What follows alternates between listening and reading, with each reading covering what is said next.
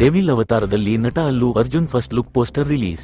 ಅಲ್ಲು ಅರ್ಜುನ್ ಮತ್ತು ಅಟ್ಲಿ ಸಹಯೋಗದ ತಾತ್ಕಾಲಿಕವಾಗಿ A22X6 ಎಂದು ಹೆಸರಿಡಲಾಗಿರುವ ಹೊಸ ಚಿತ್ರಕ್ಕೆ ರಾಕಾ ಎಂದು ಹೆಸರಿಡಲಾಗಿದೆ. ಬುಧವಾರ ಅಲ್ಲು ಅರ್ಜುನ್ ತಮ್ಮ 44ನೇ ಹುಟ್ಟುಹಬ್ಬವನ್ನು ಆಚರಿಸಿಕೊಳ್ಳುತ್ತಿದ್ದು, ಚಿತ್ರದ ಫಸ್ಟ್ ಲುಕ್ ಪೋಸ್ಟರ್ ರಿಲೀಸ್ ಮಾಡಲಾಗಿದೆ. ಕುತೂಹಲಕಾರಿಯಾಗಿ ಚಿತ್ರತಂಡ ಹಿಂದಿ, ಇಂಗ್ಲಿಷ್, ತಮಿಳು, ತೆಲುಗು ಮತ್ತು ಕನ್ನಡ ಸೇರಿದಂತೆ 9 ವಿಭಿನ್ನ ಭಾಷೆಗಳಲ್ಲಿ ಪೋಸ್ಟರ್ ಬಿಡುಗಡೆ ಮಾಡಿದೆ.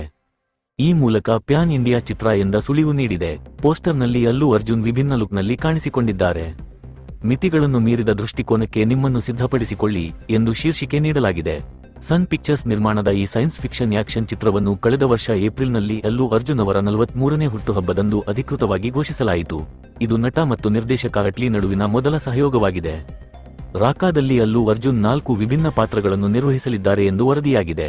ಅವರು ಅಜ್ಜ, ತಂದೆ ಮತ್ತು 2 ಮಕ್ಕಳಾಗಿ ನಟಿಸಲಿದ್ದಾರೆ ಎಂದು ಮೂಲಗಳು ಸೂಚಿಸಿವೆ. ಕಥೆಯು 2 ಸಮಾನಾಂತರ ಸಮಯದಲ್ಲಿ ನಡೆಯುತ್ತದೆ ಎಂಬ ವದಂತಿಯೂ ಇದೆ.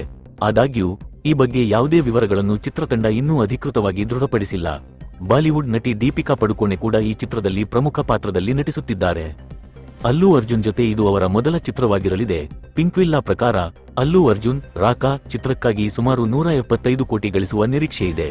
ಜೊತೆಗೆ ಲಾಭದಲ್ಲಿ 15% ಪಾಲನ್ನು ನೀಡುವ ಬ್ಯಾಕೆಂಡ್ ಒಪ್ಪಂದವೂ ಇದೆ.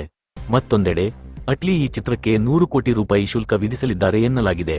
ವರದಿ ಪ್ರಕಾರ ಚಿತ್ರದ ಒಟ್ಟಾರೆ ಬಜೆಟ್ 800 ಕೋಟಿ ಆಗಿದ್ದು, ನಿರ್ಮಾಣಕ್ಕೆ ಸುಮಾರು 200 ಕೋಟಿ ಮತ್ತು VFXಗೆ 250 ಕೋಟಿ ನಿಗದಿಪಡಿಸಲಾಗಿದೆ.